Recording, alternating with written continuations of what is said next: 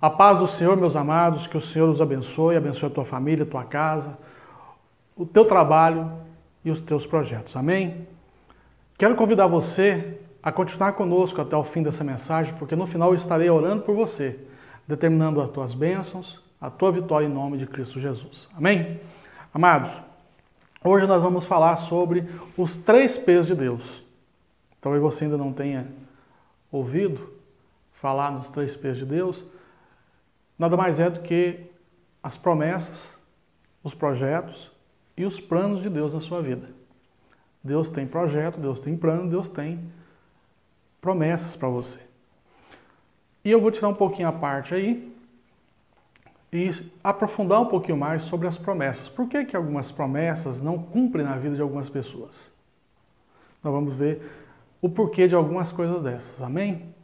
Para iniciarmos a nossa pregação, eu quero te convidar você a abrir a tua Bíblia comigo, lá no livro de Mateus, no capítulo de número 28, bem no finalzinho, a última palavra que Deus fala com Mateus. Aliás, fala para os apóstolos e é narrado no livro de Mateus. Mateus, capítulo 28, versículo, a partir do versículo de número 19. Portanto, ide, ensinai todas as nações, batizando-as em nome do Pai e do Filho e do Espírito Santo, ensinando-os a guardar todas as coisas que eu vos tenho mandado.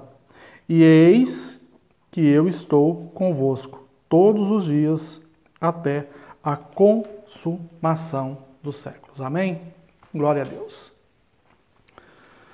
Senhor, meu Deus e meu Pai, em nome do teu Filho amado, do Senhor Jesus Cristo, eu clamo a Ti nesse momento para que o Senhor venha, meu Deus, abrir o nosso entendimento, que o Senhor use esse teu servo para levar a Tua palavra nesse vídeo, nessa gravação, nesse momento, que da minha boca não saia palavras minhas, mas do Teu Espírito Santo, tanto para mim como para aquele que está assistindo esse vídeo nesse momento, que o Senhor nos encha, Senhor, nos encha com a Tua sabedoria, com o Teu Espírito Santo. Amém?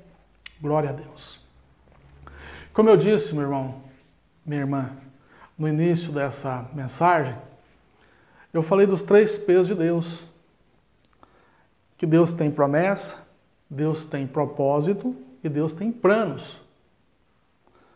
Para mim, para você, para todo o ser humano que habita nessa terra. Deus tem o plano de salvação para qualquer que nele crê. Está lá em João 3,16. E Deus deu o seu Filho unigênito para que todos que nele crê não pereçam, mas tenham a vida eterna. Deus tem o plano de salvação, como eu disse. E tem projeto de usar você na obra dele. São projetos de Deus. O Senhor tem esses projetos, tem esses planos e também tem, para onde eu quero pegar, as promessas. Para mim, para você, para todos nós. Só que muita gente não entende, não compreende o que são essas promessas. Ou pega a promessa que não é para ele e incorpora quando sendo dele. Para os amados irmãos entender, existem promessas que Deus fez para uma nação inteira. Existe promessas como essa da salvação que Deus fez para todo mundo. Existem promessas para um grupo pequeno de pessoas e promessas individuais. E qual que é o perigo disso? O perigo é você pegar uma promessa que foi feita individualmente para uma pessoa, um exemplo clássico. Vamos lá na promessa que Deus fez para Abraão. Deus prometeu fazer dele uma grande nação. Deus cumpriu essa promessa para honrar primeiramente ao próprio Deus. Mas essa promessa foi feita para Abraão, ela não cabe para mim. Você já pensou se Deus fosse fazer uma nação de cada um dos habitantes que existe na Terra hoje, no dia de hoje, nós temos 7 bilhões de pessoas. Já pensou se Deus for fazer 7 bilhões de nações, levando-se em consideração que uma nação tem que ter pelo menos 1 milhão, 2 milhões de pessoas? Então há promessas pontuais para aquela pessoa. Como vou dar um outro exemplo? A promessa que Deus fez para Cornélio. Está lá no Atos 11, 14, onde diz o seguinte: a qual te dirá palavras com que te salves tu e a tua casa. Estou pegando esse exemplo, tem uma outra também que faz também em Atos, os apóstolos também, capítulo de número 16, 31, que fala também a mesma coisa. Isso aqui já é para os guardas que estavam guardando Pedro. E houve um grande terremoto, e aquele guarda viu o poder de Deus e perguntou para eles: o que eu tenho que fazer para me salvar? E Pedro respondeu: crê no Senhor Jesus Cristo e serás salvo tu e a tua casa. Vamos analisar então esses dois casos para os irmãos entenderem. Porque muitos pegam essa parte da Bíblia para si, como se fosse uma promessa para toda pessoa. E aí o que acontece? Ele começa, já aconteceu, eu estou te falando isso porque eu já vi acontecer. Por exemplo, a mãe tem seus filhos, e qual a mãe que não quer ver os seus filhos salvos, numa boa, seus maridos? E ela é evangélica, ela é salva, mas os seus filhos estão na perdição. E ela faz oração e campanha, e vai atrás de revelação, e incomoda e tal, e é o papel dela, lutar pelos seus filhos.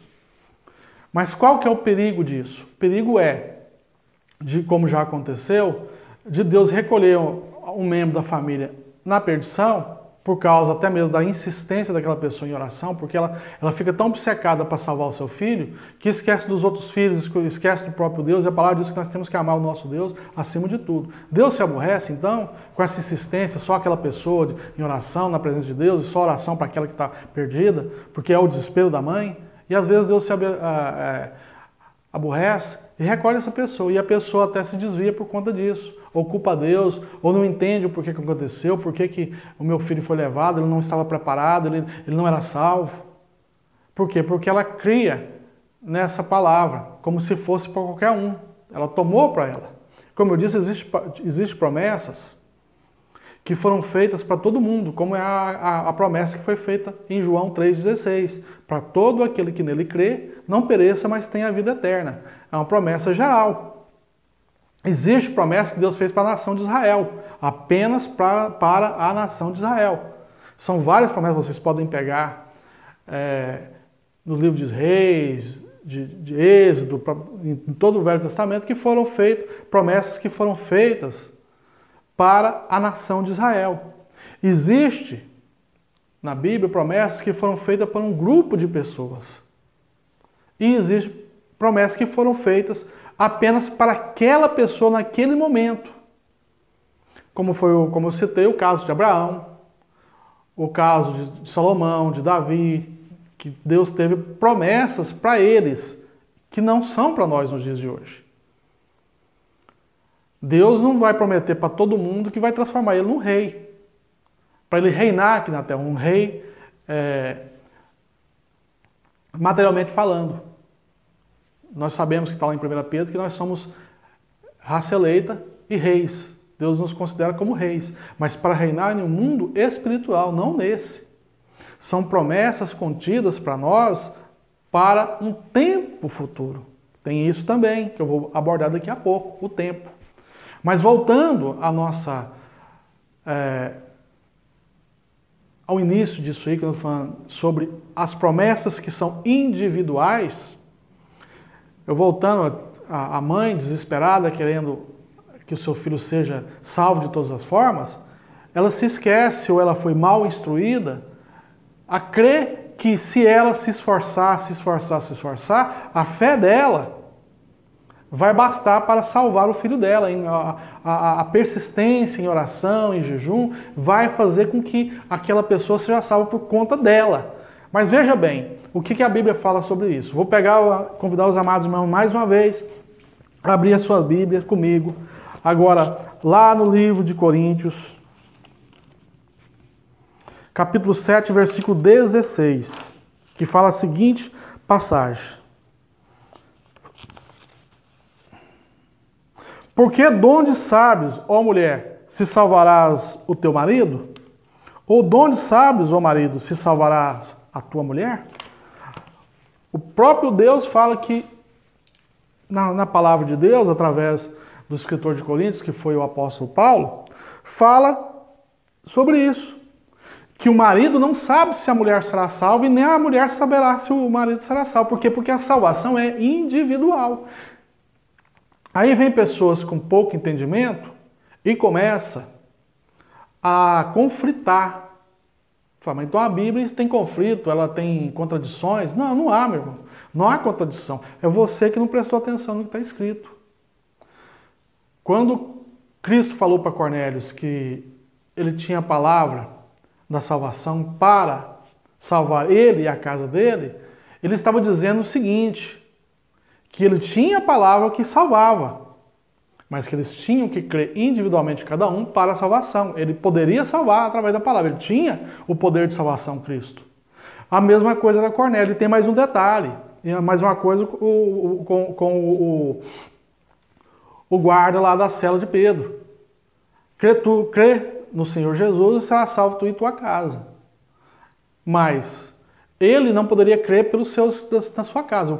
Aquela palavra era uma determinação, ou seja, era uma liberação de que se você pegar, é como se eu estivesse te oferecendo um presente, uma comida.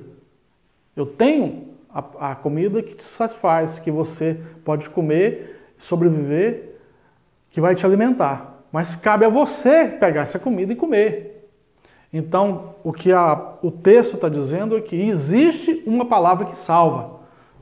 É apenas isso. Esse erro também, ele induz também grandes igrejas ao erro, como é o caso dos calvinistas, que creem na predestinação, por conta de uma palavra que fala que Deus predestinou a nação, aos homens a salvação. Um exemplo para os irmãos entenderem melhor. É como uma fábrica de carro. Eu criei um carro e o predestinei para ser um carro de passeio. Mas se eu quiser pegar esse carro de passeio e transformá-lo num carro de carga para levar para baixo de passeio, é um problema meu. Mas a fábrica predestinou aquele carro para uma determinada função. O fabricante de facas criou a faca, construiu a faca e predestinou a faca para cortar alimentos. Mas tem pessoas que pegam aquela faca e usam para um homicídio. Mas ela foi predestinada a uma coisa e foi usada para outra. A raça humana foi predestinada por Deus desde o início à salvação. Só que cabe a cada um de nós crermos em Cristo Jesus para que sejamos salvos. A mesma forma, e essa salvação, ela é individual. Ela pertence, como diz a palavra de Deus, àquele que crê. Numa casa, como o próprio Jesus Cristo já disse várias vezes nas passagens que ele fala, diz que ele veio não para trazer união, mas para trazer desunião entre famílias. Porque um crê e o outro não crê. Essa promessa, como eu disse, ela é individual para aquele que crê. É para mim, é para você, individualmente. Já a promessa que foi feita para Cornélio e para o guarda e para Abraão, foram promessas feitas para eles naquele ponto. E salvaguardando que ele estava dizendo que ele tinha a palavra para salvar ele e a casa dele. Bastava eles crer. Essa é a interpretação. Pastor, mas eu tive uma revelação e Deus me prometeu alguma coisa para mim, determinada coisa que vai fazer isso. E olha, quem sou eu para poder querer dizer que Deus vai ou não fazer? Isso é com você, você também tem discernimento. Mas eu quero te falar de uma coisa que eu tenho visto inclusive algumas canções aí, que fala que você não vai morrer enquanto Deus não cumprir a sua promessa na sua vida. Isso é mentira, irmão. Quer um exemplo? O próprio Abraão. Deus prometeu a Abraão que transformaria dele, da semente dele, uma grande nação. Essa promessa não foi cumprida na vida de Abraão. Ele morreu e não viu essa promessa ser cumprida. Essa mesma promessa foi estendida para o seu filho, Isaac, que também não viu essa promessa sendo cumprida. E por sua vez, essa promessa foi transferida para o seu filho Jacó, que também não viu essa promessa sendo cumprida. Passou-se para os seus 12 filhos, então, que também não viram essa promessa ser cumprida. Essa promessa foi cumprida 430 anos depois que Jacó entrou no Egito, que saiu de lá uma grande nação. Essa mesma nação, esse mesmo povo, teve uma promessa cumprida para todos eles que Deus iria levar eles para uma terra que manasse leite e mel. Se os irmãos são bons leitores da Bíblia, vão perceber que nem todos tiveram a oportunidade de entrar nessa terra. Por quê? Porque alguns não creram na palavra de Deus e Deus ficou andando com eles durante 40 anos no deserto para que todos aqueles que tivessem 20 anos a mais morressem e não entrassem. Essa promessa, inclusive, nem o próprio Moisés teve a oportunidade de desfrutar dela. Dos que saíram do Egito e ouviram essa palavra, que eram adultos, que já tinham mais de 20 anos, apenas Caleb e Josué puderam desfrutar dessa promessa. E eu tenho vários exemplos desses dentro da Bíblia, de que qual Deus fez uma promessa para determinada pessoa e ela não foi cumprida na vida daquela pessoa. Por que isso? Porque era plano de Deus dessa forma. Então não venha se encorajar a acreditar nisso, que Deus vai cumprir a primeira promessa antes, sem que você morra. Enquanto Deus não cumprir a promessa, você não vai morrer. Só há um caso na Bíblia que Deus havia prometido para aquele ancião que viu Cristo lá no templo, que Deus havia prometido para ele, que antes dele ser recolhido, Deus iria permitir que ele visse o Salvador. Não há nenhum outro caso que me lembre que houve essa promessa foi cumprida na vida daquela pessoa. Então, meu irmão, não vem nessa musiquinha aí que Deus não vai, eu não morrerei enquanto Deus não cumprir. Isso aí é antibíblico, não existe. Se você não se esforçar, se você não buscar a Deus, e entregar isso aí na mão de Deus e ser humilde, essa promessa que Deus fez para você, particularmente, pode ser que ela não seja cumprida na tua vida.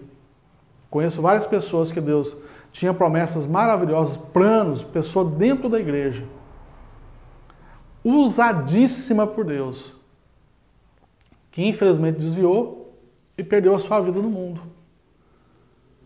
Outra coisa que a pessoa tem que entender é que nem todo mundo que Deus usa está salvo. Nem todo mundo que é salvo, Deus usa. E nem todo mundo que é salvo e é usado por Deus é abençoado. Existem 3 coisas separadas sobre isso aí. E você tem que saber entendê-la. Amém, meus amados? É uma mensagem um pouco mais curta hoje para que você possa refletir sobre isso, sobre as promessas de Deus na sua vida.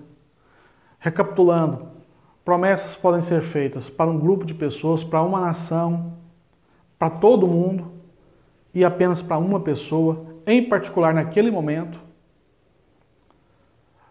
A promessa pode não ser cumprida no seu tempo de vida. Existem promessas que é para hoje, para essa vida, e existem promessas que é para a nossa vida com Cristo. Quando Deus nos recolher, nos levar daqui para mim. Vamos orar então, amados? Eterno Deus e soberano Pai que estás nos céus. Senhor, meu Deus e meu Pai, em nome do Teu Filho Jesus, eu coloco a vida de cada um dos irmãos que estão aqui, assistindo esse vídeo, meu Pai, na Tua presença. Senhor, meu Deus, eu não sei qual é a necessidade desse varão, dessa varoa, mas eu sei, meu Pai, que o Senhor pode mudar a vida deles. Envia, Pai, os Teus anjos, anjos de guerra, com a espada desembainhada, meu Pai, de fogo nas mãos, para destruir, para queimar, para quebrar, meu Pai, esse plano satânico contra a vida dessa pessoa. Para destruir, meu Pai, essa obra de macumbaria, de feitiçaria. Para desfazer, meu Deus, essa obra de magia negra contra essa pessoa. Envia, meu Pai, os teus anjos médicos nesse leito de hospital onde essa pessoa já está desenganada. Talvez o médico já a enviou para casa. Essa pessoa que está com tumor na cabeça. Cura essa pessoa, Pai, independente da sua fé, independente da sua crença, mas para que ele possa ver que só o Senhor é Deus. Envia, meu Pai, a solução para esse pai de família que nesse instante não sabe o que fazer. Está desesperado, com dívidas para pagar, com a despensa vazia. Não sabe, meu Deus, o que é que ele vai fazer para colocar o alimento na sua mesa. Envia, Pai, o teu anjo consolador para esse varão, para essa varoa que perdeu um ente querido. Eu sei que dói, meu Pai, porque só quem já perdeu sabe o quanto dói. Envia o teu Espírito Santo nesse casal que está pensando em se separar. Meu Pai, o divórcio não é da tua vontade. Não é projeto teu na vida do ser humano. Em nome de Jesus, desfaz, meu Pai, esse engano, essa mentira. Toca no coração desse filho rebelde. Convença, Pai, ele que o amor com seus pais, com seus irmãos, vale muito mais do que a liberdade. Pai amado, Pai querido, envia também os teus anjos, meu Pai, nessa boca de fumo, nesse local onde essa pessoa está entregue aos vícios, às drogas. Desfaz, meu Pai, com essa maldade que o diabo fez, com essa armadilha satânica que é as drogas, que é o crack. Oh, meu Deus, essa armadilha só pode levar à morte. Então, envia a tua vida para essa pessoa. Liberta, meu Pai, cura essa pessoa, em nome de Jesus. Pai querido, eu já declaro então que o Senhor já fez todas essas obras e outras que eu não falei. Mas o Senhor, pela tua rica misericórdia, também está atendendo o meu pedido. Eu sei que essa pessoa que está orando comigo nesse instante está unindo a sua fé com a minha, está pedindo coisas diferentes. Eu te peço, Pai, atenda ela também, em nome de Jesus. Desfaz esse mal, em nome do Pai, do Filho e do Espírito Santo. Eu declaro que o Senhor já curou, já libertou, já transformou, já enviou, meu Pai, o teu provento, a tua solução, a tua resposta, em nome do Senhor Jesus. Quem crê nessa oração, diga comigo, graças a Deus, amém e amém. Meus amados, essa obra é uma obra de Deus, ela não é minha. Nós iniciamos ela timidamente, com algumas mensagens colocadas no YouTube, com algumas mensagens escritas no meu blog. Só que essa obra precisa crescer e ela precisa da tua ajuda. E eu venho aqui em público pedir para você que pode, que não tem nenhum vínculo com nenhuma igreja, mas deseja nos abençoar,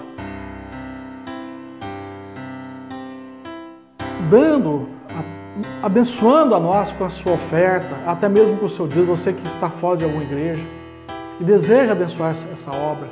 Se você tem igreja, irmão, abençoa a tua igreja. Dizima, oferta na tua igreja, porque o teu pastor também precisa da tua contribuição. Assim como eu, ele também precisa. E outra coisa, dê com o coração mesmo, querendo. Não porque eu estou pedindo por dó, ou porque você acha que é o correto, ou porque você acha que Deus vai te abençoar por conta disso. Não. Dê porque você ama essa obra. Você quer participar comigo das nossas pregações, quem sabe aumentar. Hoje nós estamos com uma igreja virtual. Eu não tenho tempo físico, mas há um desejo no meu coração de abrir um templo. Há um desejo no meu coração de abrir hospitais, creches, de fazer a obra de Deus não só na palavra, não só cantando, mas também dando socorro físico e espiritual para quem precisa. Se você é uma dessas pessoas que se identificou com a nossa obra, deseja nos abençoar, nos ajudar, vai estar passando aí no rodapé. A minha conta pessoal está no meu nome. eu ainda não consegui ainda legalizar essa obra, colocar tudo no papel como deveria ser.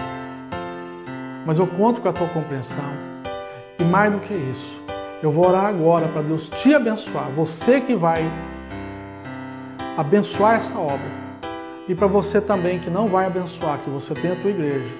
E até você que não tem igreja, mas não tem como abençoar, nem ofertando, nem dizimando, eu quero abençoar todo mundo. Porque bênçãos são coisas que não faltam para Deus. Amém?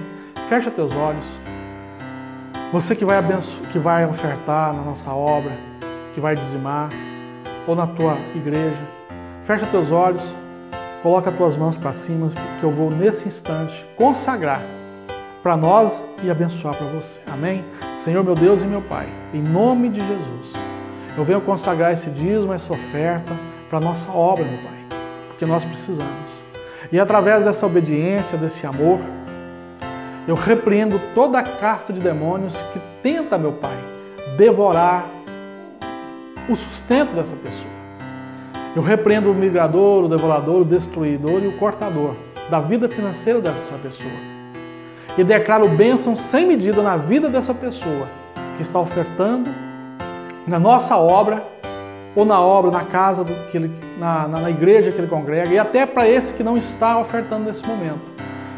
Eu determino a bênção financeira sobre a vida de cada um deles, em nome do Senhor Jesus. Então eu consagro, meu Pai, os dízimos e as ofertas para a nossa casa e abençoo a todos em nome do Pai, do Filho e do Espírito Santo. Amém, graças a Deus. Eu quero dizer para você continuar nos acompanhando, que você repasse, compartilhe esse vídeo com outras pessoas que estão precisando ouvir essa mensagem. E te convidar a você a estar conosco no próximo vídeo também, onde Deus dará mais um pouquinho da sua sabedoria, do seu conhecimento para nós, através desse humilde servo que está aqui para servir a Deus, em nome de Jesus. Amados, fiquem com Deus e até a próxima mensagem, querendo Deus, em nome do Senhor Jesus. Amém. Graças a Deus.